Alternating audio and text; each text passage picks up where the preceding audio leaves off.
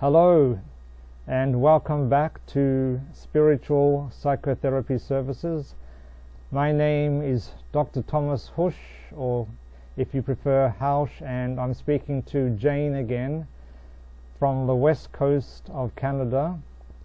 It was Jane's birthday recently and she went on a trip with some friends to the west coast. She lives on an island actually.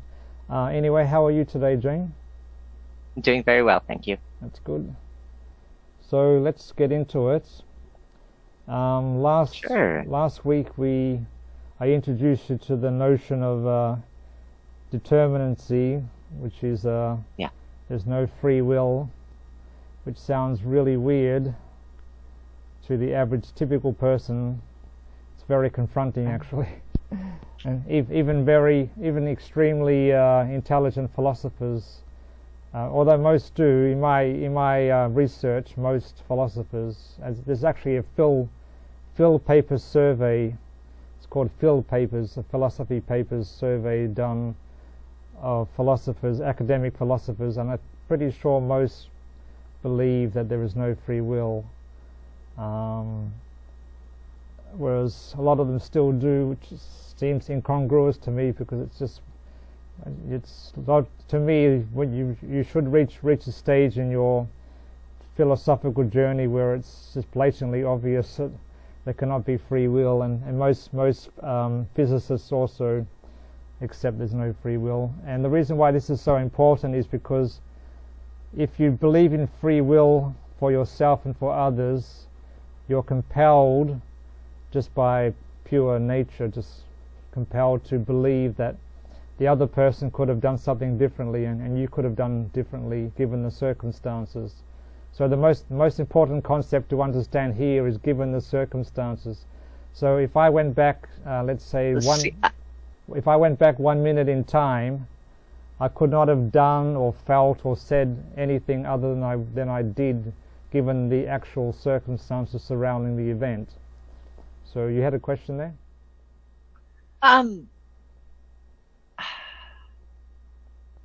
Not quite a question, I guess. It's more, see, I can understand and I accept and I grasp that there's no control over other people. We cannot do that, but we have control over our own choice. Yet at the same time, at a higher level, at the more macro level, yes, things are deterministic when we look at the entire system. But when we look at the individual components, us as an individual component, we still have choice. Choice equates free will. There's going to be a percentage possibility that will go one way or another, and that's where we get the crossover between our physical world and the quantum world. Right. I think we spoke about this last time when you spoke about choice, and there's no doubt that choice happens. So choice means there's a free will, right? We make a choice in this moment. I could make a choice to continue this conversation. I can make a choice to hang up. Yeah, that's my power right now in this moment. You have no control over that choice that I make. You have no influence over that, really. You could try to, but that's my choice. Yeah, so from your perspective, that might be deterministic. From my perspective, in that moment, I'm making a choice. I'm exercising my free will. Yeah, well, as I said, there's no doubt that choices are made. Yeah. Even other animals make choices. Like if you threw a ball to a cat, for example, there's no guarantee the cat will play with the ball. If it did, if every cat in the history of the world automatically played with the ball after a ball was thrown to it, then you could probably say that there's no free will. The cat has to play with the ball. But since a cat does sometimes not play with the ball, then you can see that there is a choice being made. The cat might choose to play with the ball or not, and the reasons why it might play with the ball is simply because it feels like it's in a playful mood. If it doesn't want to play with the ball, it could be tired or in a grumpy mood, because cats and dogs do feel in bad moods sometimes, as you'll know if you've ever had pets like that. So the choices are made by humans and non-human animals, and actually this is a good time to point out that most persons, I would say, do not believe that other animals have free will. So if a dog attacks a person, the person would normally say, oh, the dog is doing what it comes naturally, it doesn't have free will like a human does, so we can't really blame the dog for attacking this child or for attacking me or for doing whatever else it does. Whereas that's not true, as I'm trying to demonstrate here, that animals do make choices, but what determines the choice of any human or non-human animal? That's the question. So I'd say for a human, our choice is determined by our conscious awareness on what our internal world is and the reaction to the external stimuli, or not even reaction, the response we want to choose in the external stimuli in the moment, in the now, preferably. Unless we're getting stuck if we're getting stuck in our past, if we're getting stuck on stories of our trauma, if we're getting stuck on beliefs about how people should or shouldn't behave, if we're getting stuck in those moments and we're using those definitions, those things that we may identify with, to start driving our actions, and we start becoming reactive, then yeah, we're just kind of more deterministic. But we can step out of that. We have the power to step out of that as conscious creators. And so it sounds like you believe that there is randomness there, because there can only be two alternatives. Either something. There can be more. There can be a million of alternatives. Well, not really. It can be more than that. If we're talking about like certain things, like what specific context would we say? No, what I mean is give it a moment. Let's give it a context so that we can explore the possibilities within that context of choice. What I'm trying to get to there is that if something is not determined by other factors, if a choice is not determined by various factors, then it must be random. And scientists don't accept randomness. Even a random. They do accept randomness. No, well, let me explain. Yes, they do. Right on the quantum level, we're shown that chaos and randomness is the movement that continues evolution. No, actually, right. It's that force for change at random. That that photon may go through this slot or it may go through that slot depending on what we're looking at. We can't guarantee that, and it might be 50% one time, 50% the other time, if we're using that specific experiment as an example. Actually, you are conflating randomness with unpredictability. So at the moment, I would say they're the same. Chaos, randomness, unpredictability, they're all synonymous. No, not at all. So I'll explain. So randomness implies a higher conscious agent which determines the randomness, if you know what I mean. So there's nothing that's completely random. That we would say that highest conscious agent would be source or oneness, right, or whatever, okay, if you wanted to. Okay, you're getting closer to the truth here. But I think both exist, right? I think both exist. That we're deterministic and we have free will. Right. Yeah, that's just not most people don't step into the space of free will. Most people are living reactive and from a place of response. As I said last time, that's called compatibilism, but or non-dualism. No, compatibilism in the sense that philosophers use the term compatibilism to refer to the fact that things seem to be determined, but we also have free will to some extent. Whereas personally, that doesn't make sense to me. And that's okay if it doesn't make sense to you. It makes sense to me. So, well, can you explain it then? Logically. I have been trying to, right? Like we have scientific proof even at the fundamental levels that there's randomness, there's chaos. As the higher levels, as more consciousness becomes in play, when we have consciousness involved, then free will becomes a thing.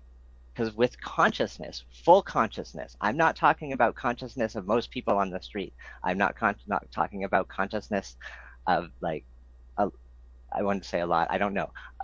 Plenty of people in this world, I wouldn't say are really acting from a place of consciousness. they're acting from their programming. They're acting from their set of beliefs. They're acting from a place of they're reacting versus responding, and they're reacting to their internal state, their past, their their shoulds and should be's, where an actual something that is fully conscious is going to be aware of all those internal stories, all those things that are shaping their belief in that moment, and from a place of consciousness make a response to whatever it is going on.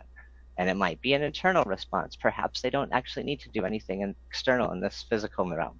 Maybe it's just a change in their thoughts and the way they perceive something. Perhaps they do take an action out in this world. That action will then have ripples throughout for we're a cause and effect existence, where that's just part of how things go within this realm, where we've got time to consider.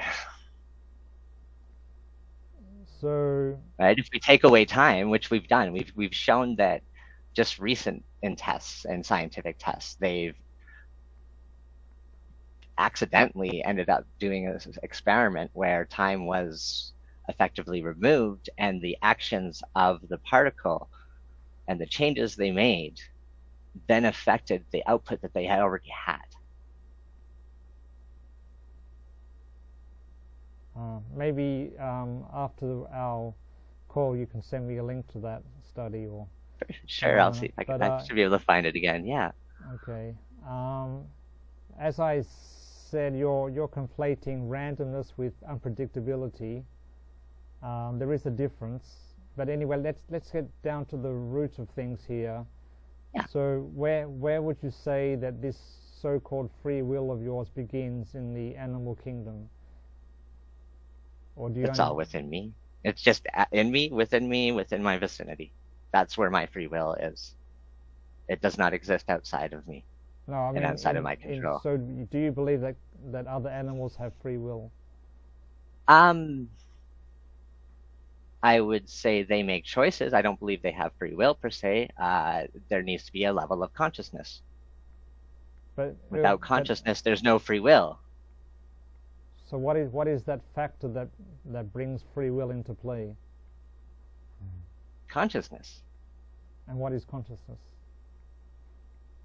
I. Recognizing I. Recognizing the creation and the perceptions of our experiences coming from I, from me, from you, from Brahma. So when in the human life cycle does free will begin? So are we born with free will, or in the womb? Or I believe we would be at our most natural state when we're born, where we're just responding completely to our external stimuli and our internal needs and trying to express those, right? We are one of the few creatures that are born into this world completely dependent on our caregivers. So at that point, no, we don't have free will. We're really reliant on a lot of things we can't control. And so we're just another puzzle piece there. But as we gain consciousness and self-awareness, that's when we can start to nurture free will.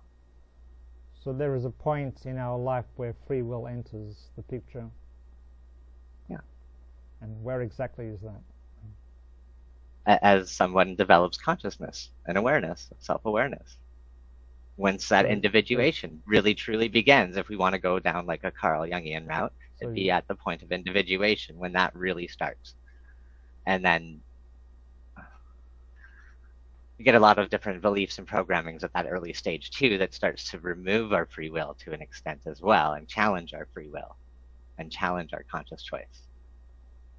Yeah. So using the word choice again, so whenever free will, conscious choice, free will, those two terms I'll use synonymously. Right? Conscious choice to me is free will. Free will is making a conscious choice. Yes, we make choices all the time, but how many of those choices are conscious? So what would be an unconscious choice?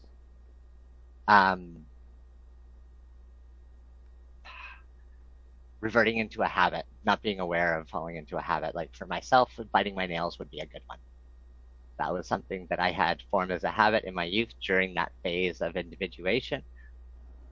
Internally, my system identified me as somebody who chews their nails. And so I continue to do that, mostly subconsciously, right? Just acting out of habit, just making choices still, not in my conscious thought though, in my subconscious thought, to chew my nails, to bite my nails. And now I'm a month or two without that because I'm making conscious choice.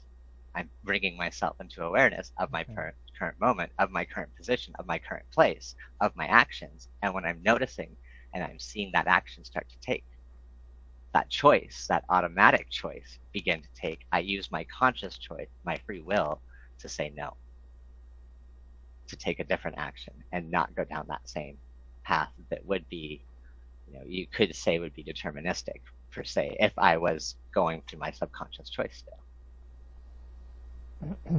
So I don't know enough about your early life to say, but I would just from what I hear now, I would say that when you started to bite your nails, at whatever age you were, like let's say 3 or 4 or whatever, that was a combination of your genetic makeup, your genetic sequence. Like you might have a nervous temperament from birth, as well as your conditioning. So something might have happened in your early development that caused you to develop more anxiety and start biting your nails, whereas at the moment you say that you're making conscious choices to not bite your nails, and that is what I would call the conditioning aspect. So to summarize very succinctly, everything about the human being and other animals too, everything that means physical makeup, like the fact that don't have much hair here and I'm very thin, skinny, everything about me is a consequence, and every thought and action that I manifest is a consequence of 2 things, and only 2 things alone, and that is the 2 things I just mentioned: our genetic sequence when we were born, or when we were conceived, I should say. But there is no proof of any genetic sequences that show any sort of predisposition towards a certain way of thinking or mental influence. Those all seem to be environmental, from what I've seen in my research in the past 3 to 6 months. No, that's definitely not true. I'm going down a path of mental illness support and care as well. So, I will say that there is no genetic markers that have ever been traced back to a mental illness or to a specific form of social presentation. I would say that our conditioning and our early experiences is what shapes that for sure, and that those can create genetic markers or activate different components of our genetic system to cause different sort of responses within our character and within our being. We're not necessarily predisposed to anything because of our genetics in terms of mental health. Well, that doesn't... There is no gene set that says that somebody's going to be anxious. There's no gene set that says somebody's going to have bipolar. Does not exist. There are gene sets that will say that somebody's going to be born malformed, right? They might be missing an arm. We can see that in gene sequencing. We can see a little bit more in terms of Down syndrome, which again has a lot of physical, actual characteristics and aren't just in the brain. That's another one where we have a lot of proof and we can look at our genetics for. But in terms of predicting if somebody's going to be an anxious or a depressive person or any of those sort of mental illnesses, we have no indicators. We have no genetic indicators for that. They have not been found, a single one. That totally contradicts what I understand about genetics. I was recently, what was it? It was the Gabor Mate lecture I went through, was a part of, and then there was, who's the other one that I've been following? 1 second, let me go look them up. So would you say that there is anything about the human psyche that is genetic at all, such as IQ, for example? No, I think those are all incredibly plastic. we have an amazing opportunity for expansion within a lot of those areas. So you don't. It all comes down to how conscious we are and aware we are, and if we're looking at, are we looking at ourselves as a creature of habit and programming of socialization, or are we looking at ourselves as an expansive conscious awareness that can make that has free will, that can create within this existence? So you're saying that a person's IQ is not determined by their genes at all? I would say most likely not. I think that that's just a way we're classifying humans, because we like to classify, we like to put things in boxes, and we like to name the 10,000 things. Well, that's a non sequitur. I'm talking about. I'm not talking about classifying things. I'm just talking about a person's IQ level. IQ is a classification that we have created. It's a concept that humans have had a group idea around and has some sort of group consensus about, that is saying that this way to classify thought and learning is called IQ. Well, it's also... But that itself is a socialization. So I believe that if we remove that as a label and allow people the opportunity to be expansive and learn, that IQ is something that can be, if reevaluated, we would probably find variables and differences in. And we have seen that. There's other research with that. My IQ shifts. Have you taken many IQ tests? How many times has your number shifted? Well, every IQ test is conceived by... Every IQ shift is conceived differently and made differently. So do we even have a real baseline of proof through an IQ? Do we have concrete evidence of any of that being legit? No, it's just a generalization and a classification. It's just a box we're putting things in. No, there's no doubt. It's a separation. It's a separation in self. So why worry about it? It's just another separation within the self. So basically, you don't believe that anything about the human psyche is hereditary. Mental illness, IQ. I believe that there are portions of our psyche are handed down, and we inherit things within our family line. I don't believe it's through genetics. What is the mechanism then? Socialization. Okay. So so my advice at the moment is to be open to the concepts that I'm putting forth. Oh, for sure. Because the thing that we're ultimately seeking in life is peace and happiness. Yeah. And I'm saying that not the only way, but the way that I teach to find that peace and happiness is to come to both an intellectual and experiential understanding that there is no free will, that everything that happens in the sphere of human life and other animals too, as I say, is due to both genetics and conditioning.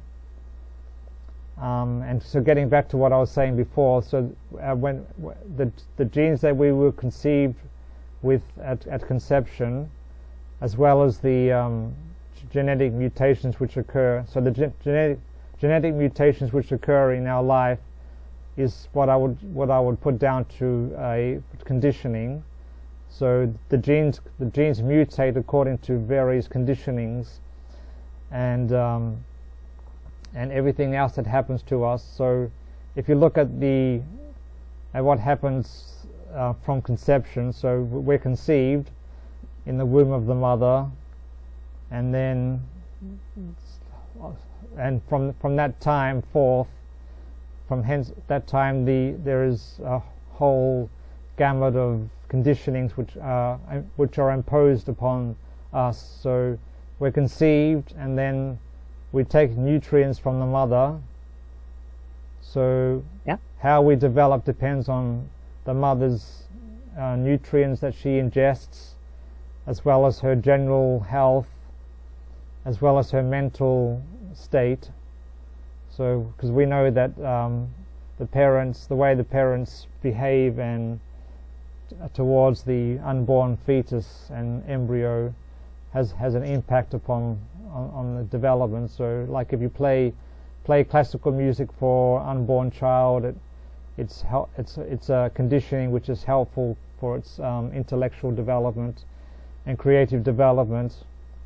And then when we're born, we're subject to another range of conditionings, like weather, temperature, and how we're fed, and how much time we spend with the mother.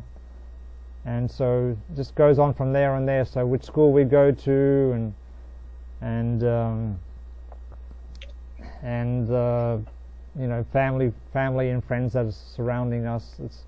That's all conditioning which we have no control over. So another way to state what I'm trying to put forth here is that we are not the doer, the ultimate doer of our actions. Whatever choice and action that we commit is due entirely to our genes, even though the genes might mutate, and our conditioning, and that we don't have any real control over those things. So if I was born as a 6'5" American, black American guy living in Chicago, for example, I might become a basketball player. You might not like basketball. That might not be of any interest to you, though. How do you know that? I used the term might. What's your conscious choice, right? Like, this is where I would say we have a disconnect. And I'm very open to the idea that part of our universe is deterministic. But in terms of finding that peace, that doesn't bring me peace. No, I'm not saying it doesn't bring me lack of suffering. Like, to believe that everything is predetermined and there is no choice and no free will. Like, cool. I'll go walk out in traffic. I'm not going to get hit by a car, right? Like, that's the idea that can come at that if we go to an extreme with it. But at the same time, we're saying that I shouldn't be able to do that. I shouldn't be able to even make that choice because of the conditioning, potentially. But I could make that choice. I know I am consciously powerful enough to make that choice, to make that free will choice, to go and do something that would be against my nature. Again, you're conflating choice with free will. So conscious choice and free will. Let's go with that, right? I'm conscious choice. I'm being really picky about using that term here, not just choice. Conscious choice. And what determines the conscious choice? Again, you, me, being aware of what's in my inner world, being aware of that patterning, those programmings, not just responding from a subconscious place in an automatic situation.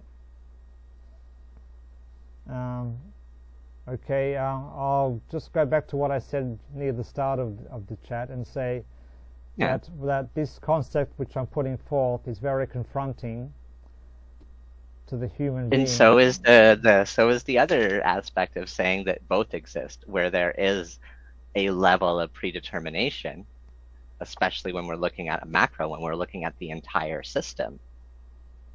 If we had all the numbers, if we had all the information, we'd probably be able to determine it all. We would see the cause and effect of it all. But at the same time, at the micro level, at the human level, we are free will. We have conscious choice. We have free will. We are an expression of Source. Source has free will and conscious choice. As an expression of that, we have free will and conscious choice. If we step into that, is a whole different story. And I think for me, that's where freedom comes from. That's where peace and freedom from suffering comes into, is stepping into your conscious choice, bringing those patterns and those systems, that environment, that conditioning that's in our unconscious mind, and bringing it into the surface, bringing it up into our awareness so we can exercise our free will. Because as long as we're keeping things in the dark, no, we don't have free will. We are going to be prisoners of determinism. We are going to be stuck by just acting based on the stimulus that we're getting, whether that's internal stimulus or external stimulus.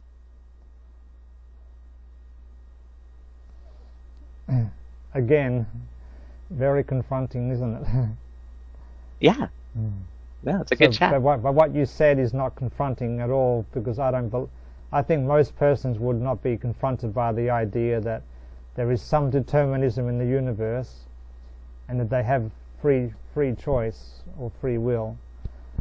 That doesn't sound very confronting. No, I think what would be confronting for them is the statement being that most people don't exercise their free will. I think that would be the confronting bit, is that walking up to a lot of people and being like, you know what, you're not exercising your free will. You're being a creature of your environment, of your stimulus. And the genes. And your programming. And that's just it. Like, we have this duality, or not duality, we have this what's the word? Dichotomy. Dichotomy, or what is it?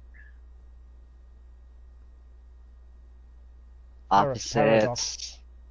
Paradox. It's not, paradox are everywhere. It's fantastic. Yeah. What's the word?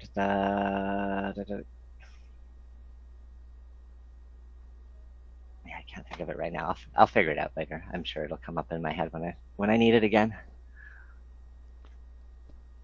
So like there's a reason I think we need to have this paradox, or this dichotomy, or however we want to phrase that there, these opposites, so that we can recognize one from the other, like in a broader sense, as being human. We need to have some of us that are working from that full predeterministic, from their programming, from their unconscious space, and we also need those people that are working from a conscious space, because without one we can't see the other. So is there a sudden movement from those who are acting unconsciously to those that are acting? So in your life, was there an exact millisecond where you started behaving from the conscious awareness choice that you referred to? It's something that you need to discipline yourself to do in each moment. So I would say that in each moment, I'm doing my best to try to be in that space, but I'm not always going to be there, and I am going to respond from my programming sometimes. I am going to respond from those places of conditioning. And for me, I'm trying to remove more of those and trying to be in this place of conscious awareness, and as often as I possibly can.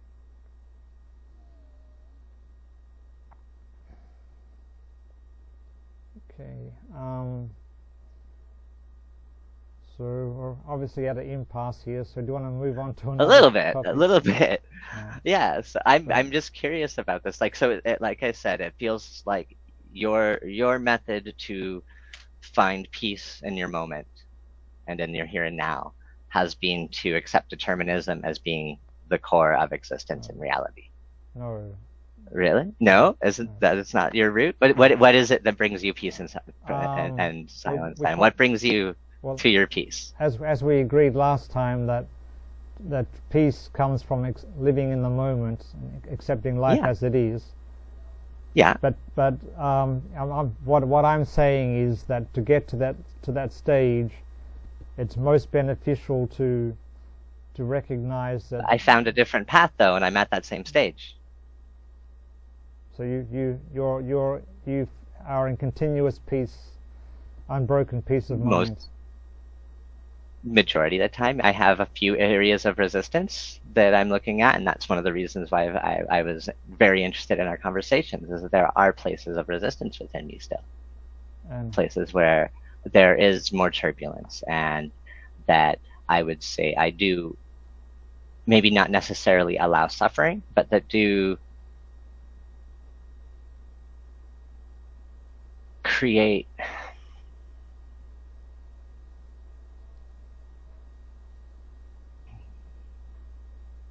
they're just places of resistance is the best way I could place it, because it's not necessarily suffering for me anymore. I'm not necessarily suffering because I can sit here in this moment and I can look around me.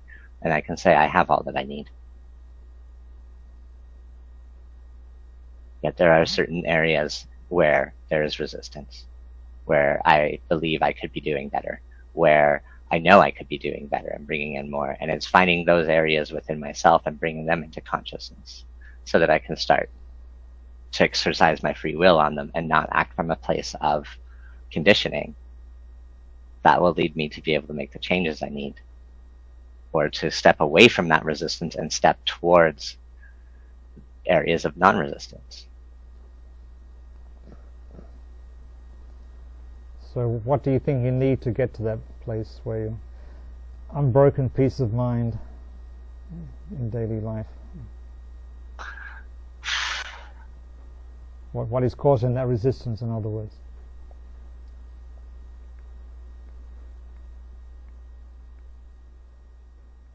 It's desire. Desire would be the emotion or the feeling that's kind of pushing the resistance. It's where there's a desire for a specific thing that I've got no control over. I only have control over half of it, my aspect of it, like how I approach it. But I have no control over how the other individual may approach it or how other people will receive it. And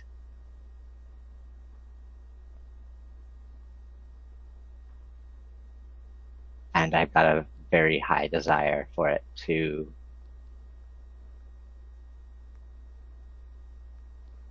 go not one specific way, but in a very broad general way, but in a way of positivity, in a way that's going to be,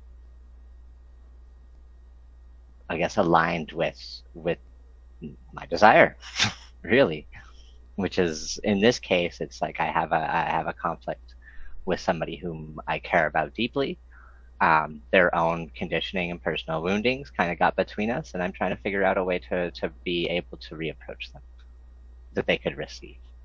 And I can see that the resistance within me around that is that I can't control them, and I don't know how anything will happen or land. That even with the depth of knowledge and understanding I have of human behavior and attachment theory, and a bunch of other sort of psychological methodologies of classifying us and our behaviors and those patterns, that they're a human that I can't ever pin down. It's throwing a dart at a dartboard blindfolded kind of idea. So you recognize that you have no control, pardon me, no control over the other. Yeah. And that you think that you have control over yourself, as you keep saying. Sure do. So, as I said near the beginning of this particular chat, that's the basis of suffering, is that we believe that things could be otherwise. So let me quickly bring in something which I've tried to mention several times, but you keep cutting me off. Is that I apologize. If we went back in time at any length of time, like 1 minute, 10 hours, 2 years, do you think anything could have been differently in our lives? So are we going back in time with our current knowledge and our current position, or are we just going back in time? Just going back in time. Time that's done already, so no, it cannot change. And if we're not, why couldn't we have? It's happened. It happened. It's done. Exactly. And that's why you don't worry about, like, that's why I'm not anxious about my past. That's why I don't suffer around my past. The past is nothing that I have issue with. The past is filled with lessons and opportunity and growth and expansion. Even in my worst and most difficult situations, those have been things that have led me to a greater place in the end. And so my proposition is that just as you couldn't have changed anything in the past, given the precise circumstances surrounding the events, neither do we have true control over what's happening now. And I want to bring in a quote from Shakespeare. He said, "All the world's a stage, and the men and women are merely players." So and as I said at the beginning, what I'm teaching here is extremely confronting. I mean, as I said, even a large percentage of philosophers and physicists don't accept the lack of free will, because it's very confronting to the so-called ego. I'm using the term loosely here. The human mind or the intellect or the so-called ego. It's very confronting. In my case, when I first heard these concepts, I was slightly skeptical, but because of my conditioning, here's that word again, the conditioning, I kept listening and listening for literally hundreds of hours to my teacher speaking these concepts, and that conditioning broke through my own conditioning. So the new conditioning was overtaking the previous conditioning, and I came to see, by studying this from, as I said before, both the scientific as well as the experiential perspective, that because there cannot be free will for any living creature, not only should I, or maybe when I say should, I cannot really blame myself or anyone else for what happened in the past. I have no real control over what's happening in the present, and of course the future. You do have control. Well. I'm going to say you have control over this moment. You have conscious choice in this moment. You can exercise your free will in this moment. You can't in the past, and the future hasn't happened and hasn't been created yet. Yeah. If you listen carefully, you notice I used the word true control.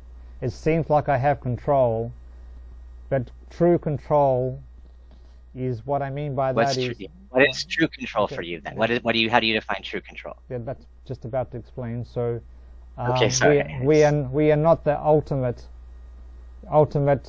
doers. The term that my particular teacher used was doer, although one of his friends uses the term author. So we are not the authors of our actions, at least not the ultimate author. So if you look at the universe from the beginning of the universe, whether it's a Big Bang or not, that's not important.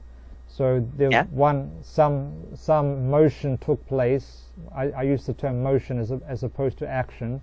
So emotion is something that happens in the inanimate world, as opposed to action, which is caused by an actor, a conscious actor. So every motion that occurred from the beginning of the universe was destined to happen exactly as it happened. Couldn't have been otherwise. And then when we get to life beginning on our planet, it happened one particular way. It couldn't have happened otherwise. And so let's fast forward to hominids or humans. So if we say that only humans have free will, then that implies that the first Homo sapien who ever lived, let's say 200,000 years ago or so, free will suddenly happened at that particular time. So only humans have free will. So when the first human was born of a whatever Neanderthal father and a, let's say, I would say yes. At some point in humanity's growth, there was a point where the self-awareness and consciousness had gotten to a place where free will became an option for that human, that hominid. Okay. So that's where we disagree, vehemently disagree. And as I said, I don't think it needs to be a disagreement, though. How can we combine these? How can these both exist as one? Right, because we can't. We have to have both for us to be able to see the one. Right, we need the deterministic to be able to see the free will. If we didn't have one, we couldn't have the other. I'll use another. So how can I'll use. That's what I want to find, is a way we can take both of these ideas for each of us and mesh them and meet them in the middle, meet them where they are one. And that, to me, right now, between you and I, that's probably how we'll be able to progress, is if we find that meeting place. Right. But I've come to the stage where I cannot see how any human action or non-human action can be the result of let's say random choice, because choice is either fully determined by preceding thoughts and actions and conditionings, or else it's purely random, and randomness does not exist in our universe. What you call randomness is really unpredictability, and that's simply because we haven't learned the mechanisms which determine that predictability. And there are scientists like Sabina Hossenfelder who is working on so-called superdeterminism to discover what determines the so-called random actions of subatomic particles. So, probability. That's why they if we go back, I would say if we go back to that root of everything, right? If everything is an expression of source, and source is at a level of consciousness and is making choices and has free will, then every aspect of it has that probability, has a probability to do one thing or another, or this or that, whatever it is. Let's get back to the more personal aspect here, because you said that you are unsatisfied about actions of some intimate person that you're in a relationship with, or friend, or whoever it is. And so if you get to the root of the problem, there is that your dissatisfaction comes from the fact that they're not basically doing what you want them to do. If you're honest, you'll probably admit that. Would you admit that, or what's the problem? The root of the problem there is. Like I not that I would say that no, it's not that I don't accept or don't acknowledge that I can't control the other. It's the unknown on how any actions I could take would land.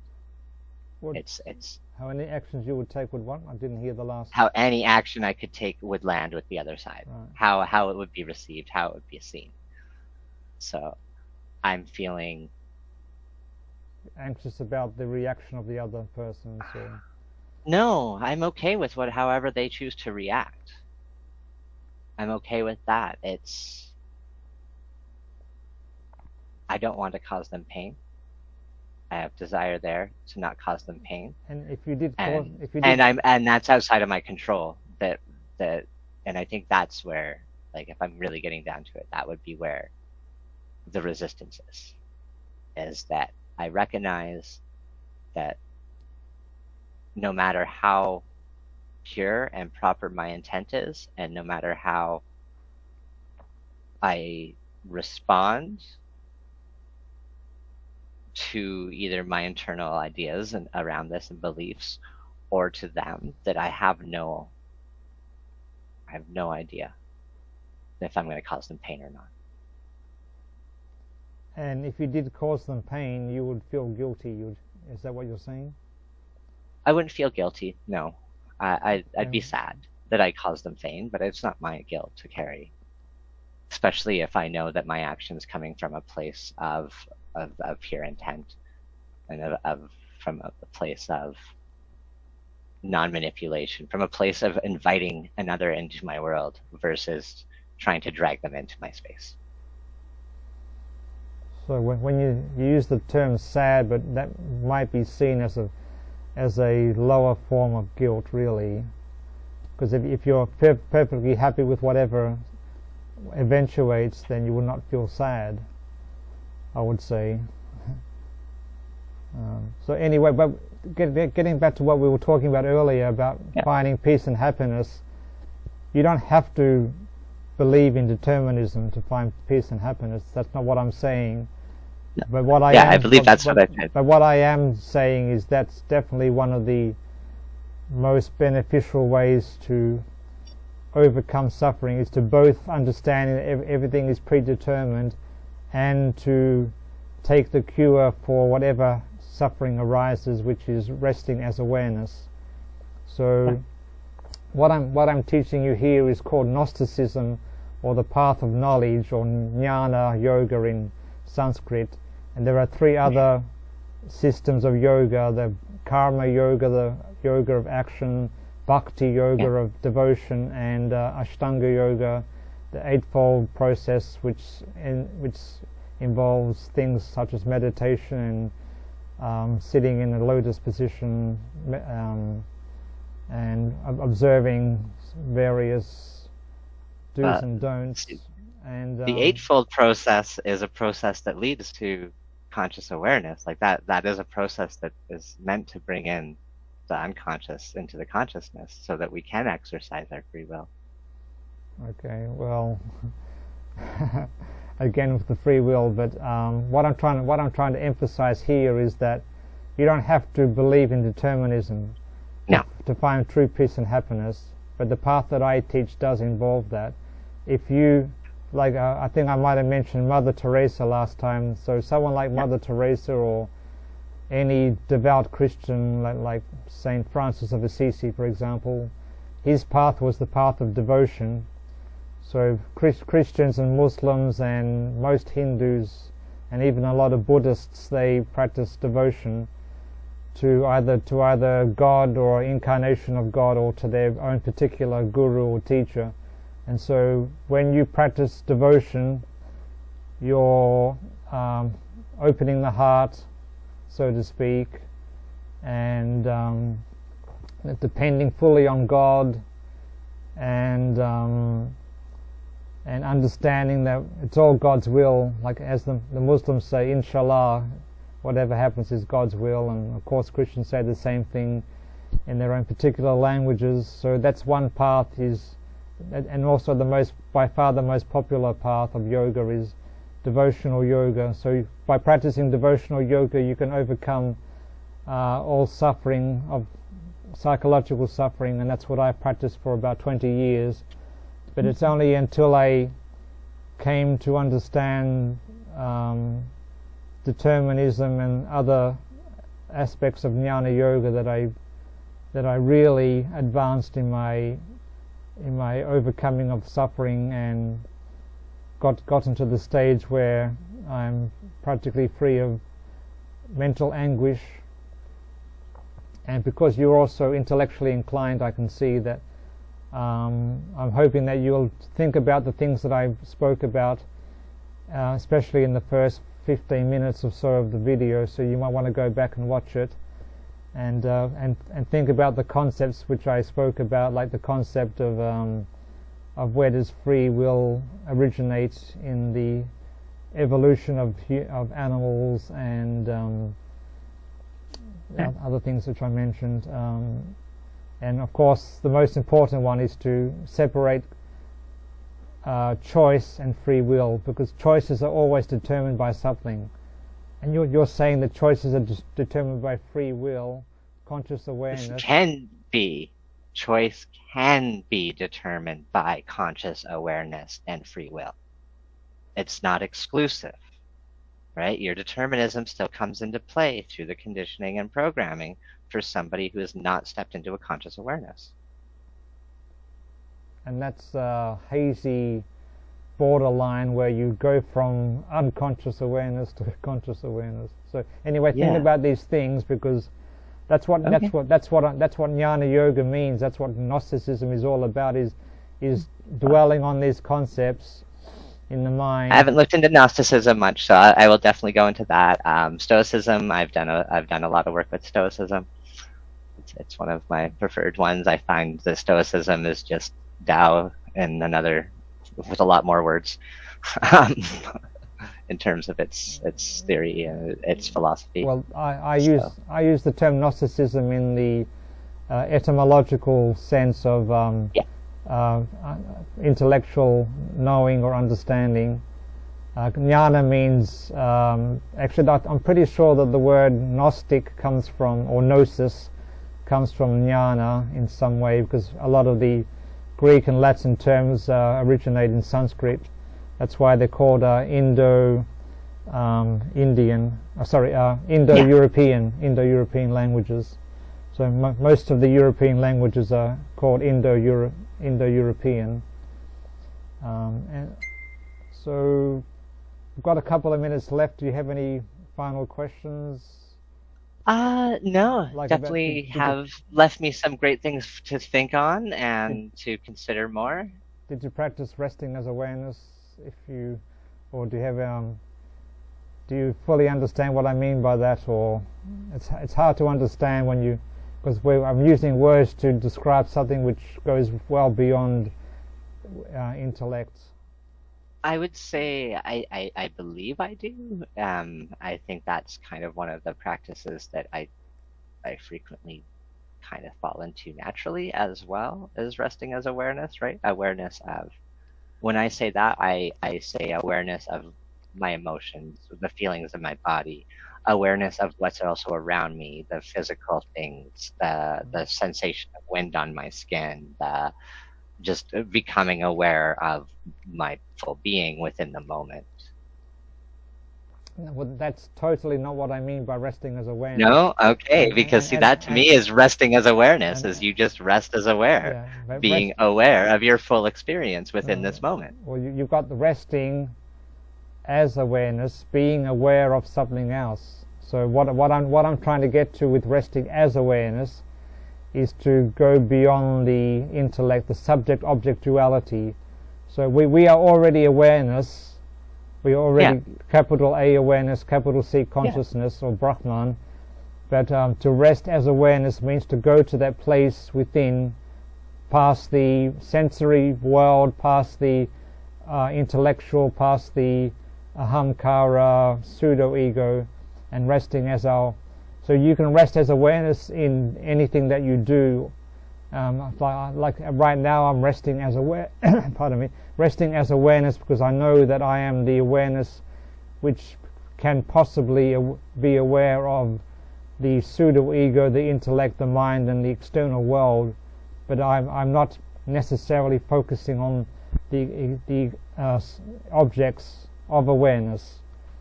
Resting as awareness, so I'm getting to know my true inner self, observing or aware of awareness, in other words, which seems like a paradox, of course.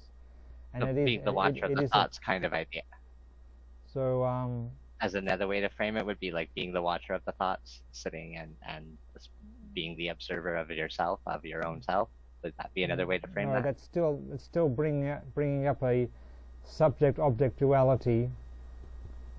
And you can rest as awareness in any activity, even the most hectic actions. You can be resting as awareness.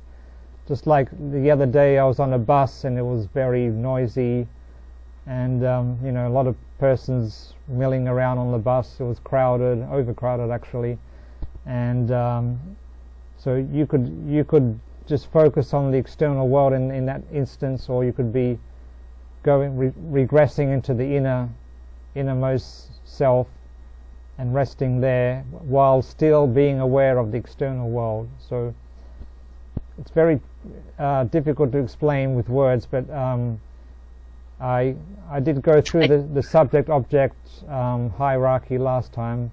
So the mind is aware of the external world. The intellect knows that it has a mind, and the ahamkara, which is also